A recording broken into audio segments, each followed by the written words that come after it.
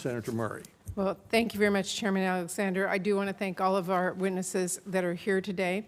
This is an important hearing on the implementation of ESSA, but before I talk about that, I do want to dig into one issue that is on the mind of every teacher, parent, many of them who are here today, students, and should be a focus of this committee, and that is the growing number of deadly school shootings around our country. In the aftermath of these shootings, we should be doing everything we can to address gun violence and make our schools safer. Unfortunately, Secretary DeVos is heading in the opposite direction. Despite outcry from students and parents and teachers and members of Congress, she is going to allow schools to use federal funds to purchase guns or firearm training for teachers. This is not what Congress intended when we passed the bipartisan Every Student Succeeds Act. And some Republicans, like Congressman Cole, have made that point clear. Congressman Cole said, and I quote, "It is already against the law. I think it's pretty clear if you read the Every Student Succeed Act." And even worse, this idea is dangerous, and it could put the lives of all of our children and schools staff at risk.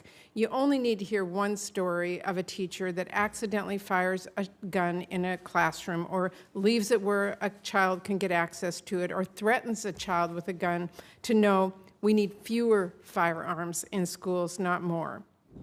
Now, Secretary DeVos is claiming that Congress did not give her the authority to stop this. But Republicans and Democrats in Congress are telling her the opposite. She absolutely does and can and should put an end to this reckless and irresponsible idea. Secretary DeVos refuses to hold up her responsibility to keep students safe. Mr. Chairman, I hope that you will work with me to make it abundantly clear to her that this is not what we intended in our legislation and direct her to do the right thing. While it is on Secretary DeVos to act, our hands are not tied. We could work together and should work together just as we did to pass ESSA to stop this.